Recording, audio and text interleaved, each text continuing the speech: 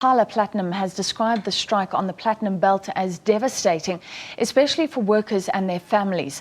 In an update today, Implats said that since the beginning of the strike, it's lost more than $500 million in revenue, or around 5.4 billion rand. In the 3 months to the end of March, it says production dropped by 41% compared to the same period last year.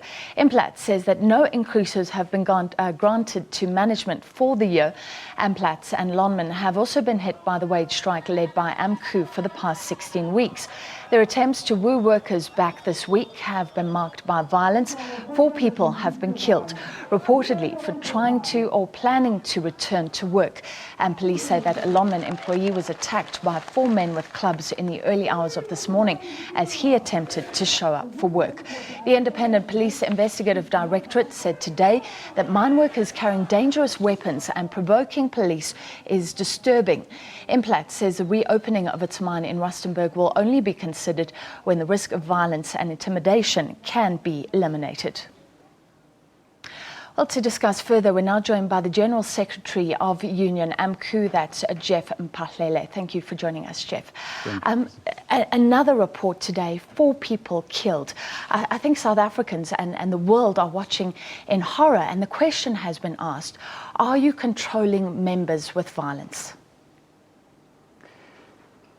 I just want to take you back from the beginning of this legal strike. From the 23rd of January until recently, when the employer started sending those messages, this was a calm and peaceful strike. There were no incidents. The only incident that we had is when the police shot dead one of our members in northern Bilansberg at Union Mine. Up to so far, we had never had any incidents. So this is, we even warned the president of AMCO, Joseph Matunjwa, warned the employer, particularly Lonmin, to say that what you're doing now, running out of the bargaining arrangement, you will experience problems. But Jeff, it's not mine bosses attacking these mine workers. It's other mine workers, and it's perceived that they are your members. Well, if they are members, I think the police should do their work and arrest those and take them to court, and we can then come and see that, yes, it's our members indeed. Is there no encouragement from AMCU?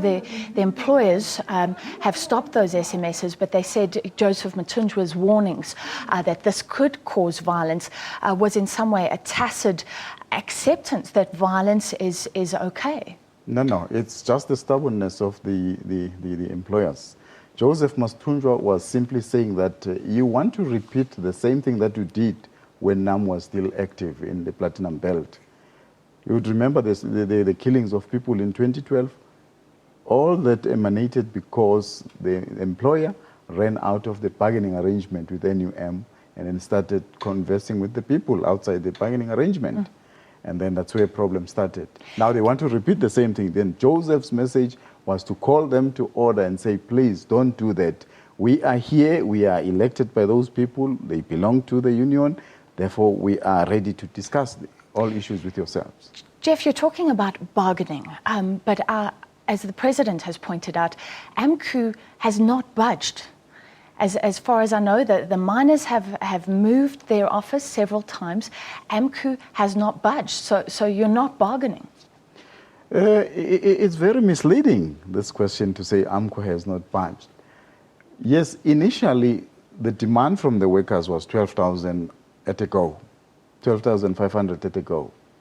But when we tried again to speak to the members and say the companies are not budging, then the company said, no, divide the amount that we are asking for into 4 years. And that is what we have done. Take, for instance, if I say to you, pay me 8,000 now. And then you said, no, I don't have 8,000. I said, okay, divide the 8,000 into 4 years.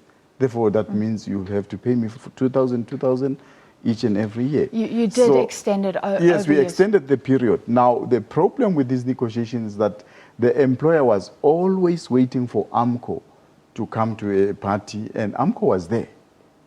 And the employer was always waiting for AMCO to bring proposals.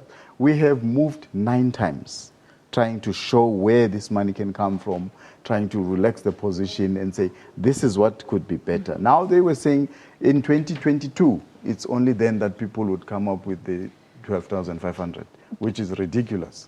Jeff, overall, it's still an increase of around 150% over a few years. That is a given. But I just can't believe that you actually believe the employers can go up that much, besides the financial implications for the miners themselves. Surely this will lead to strikes across our economy, cause chaos across this economy. What is your actual end game?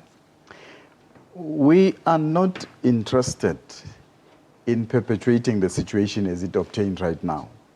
You look at the very same CEOs. They are going with 4 million increment.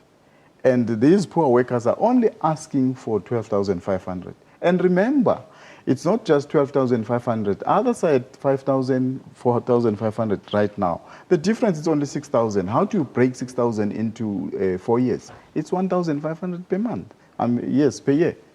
So that is all what you're asking. And then there's still 51 million that is going to be shared by the top management of Anglo Platinum, which is only 11 people, the directors thereof. So, and then how does that balance with the request that people are asking? It's very little, very minimal what people are asking for. So you really believe it's affordable, because a lot of people believe that you're playing a dangerous game with our economy. There are many people unemployed, and this could, as I was saying before, affect other sectors as well.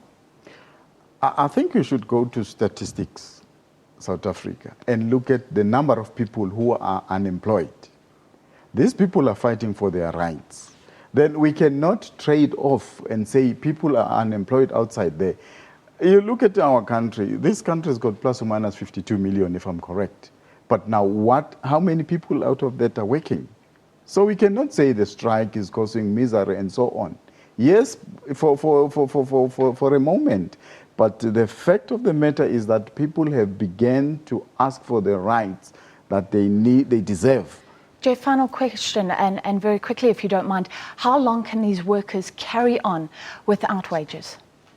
It calls upon the companies to be sensible enough and come back to the negotiation table.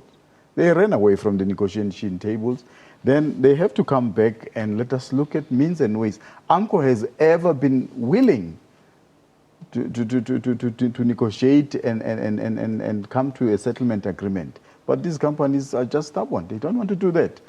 All right, thank you very much. That was the General Secretary of AMCU, Jeff Mphahlele.